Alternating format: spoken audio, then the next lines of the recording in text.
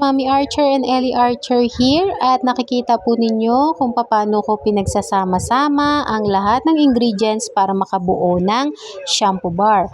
Ang shampoo bar po na ginawa ko is hair grower at the same time anti-fungal. So anti-dandruff po ito at ang kanyang mga ingredients ay extract of nettle root, lipta leaves, Riemannian root, Donquilla, glossy privet fruit, so palmetto. So lahat po ng ingredients na yun ay nakakatulong para sa pagkapal ng buhok at the same time doon po sa pagtanggal ng mga excess oil sa ating mga scalp na kapag kumapal po, ito po ay nagiging dandruff. So gagawa po tayo ng vlog patungkol po sa dandruff. Isa-isa lang, medyo busy kasi ngayong December, no? Isa po sa nakakatuwang balita na nalaman natin pagdating po sa mission ay meron na din po pala tayong jail ministry kung saan nagmi-ministeryo po ang mga misyonaryo para maipakalat ang salita ng Panginoon doon po sa mga person deprived of liberty o yung mga PDL na tinatawag. So sa mga kulungan po talaga pong kailangan po nila ng mga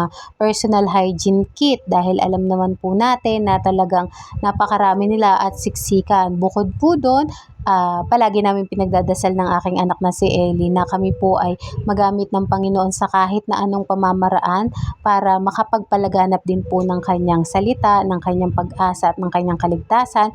Siyempre bukod po yun doon sa aking pagnenegosyo o doon sa Emmanuel Aesthetic na yung mga pasyente po natin, na mga teacher, police at mga ibang tao pa po yung ating namiministeryohan. So nakikita po ninyo para mas lalong incorporate lahat ng ingredients, kailangan ko pong gumamit ng blender at kaya po yan bumubula dahil po meron po akong nilagay na trademark ingredients po kung saan mas magiging effective po lahat ng nilagay po natin. Lahat naman po ng produkto meron pong tinatawag na trademark. So tayo po ay meron ding trademark para hindi po basta-basta magagaya yung ating formulation. So nilagay ko na po sa molder yung ating soap bar.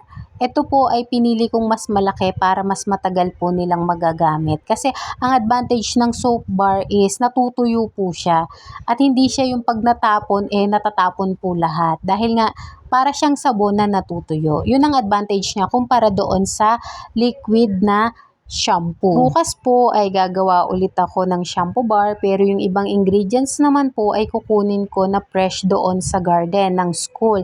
So yung teacher ko kasi marami siyang tanim doon so magpapaalam ako para humingi ng konti para makagawa ulit tayo ng shampoo bar para doon sa ating mission at sa mga PDL na pagbibigyan po nito. Bukod po doon sa shampoo bar is gagawa din ako syempre ng sabon para sa kanila. Ilan lang po yan sa mga ministeryong ipinagkaloob sa atin ng Panginoong Hesus. Una po ang Emmanuel Aesthetic kung saan nagbibigay po ako ng free aesthetic service katulad po ng acne treatment at warts removal doon po sa mga tao na walang kakayanang magbayad at sa iba pong government employee like po teacher, police, mga sundalo at yung po mga staff sa mga local governments and barangays. Siyempre yung mga church member po o yung mga church worker. So wala po tayong pinipili as long as ibinigay at inilapit sa atin ng Panginoon, i-check skin evaluation, titignan kung medical history is okay, then we will do what is necessary to do po para dun po sa ikabubuti at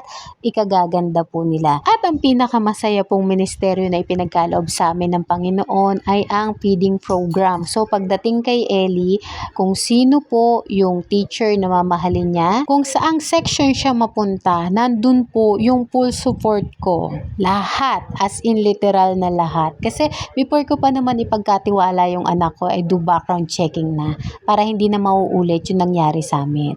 At lagi ko sinasabi sa kanya na, anak, tatandaan mo lahat ng nakikita mo sa atin ngayon. Kung wala ang Panginoon, wala yan.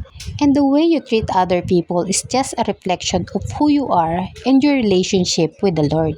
Kaya sabi ko sa kanya, Tandaan mo yung Deuteronomy 8:18. Remember the Lord your God who gives you the ability to produce wealth, and without God, we are nothing. So, sa dami ng pinagdaanan namin mag-ina, binibigyan kami ng Panginoon ngayon para makapaglingkod. At alam namin na lahat ng taong umagrabyado sa amin, ang Diyos ang gaganti dahil makatarungan ang Diyos at alam niya ang lahat ng bagay. So, the goal is to glorify the Lord as long as we live. God bless everyone!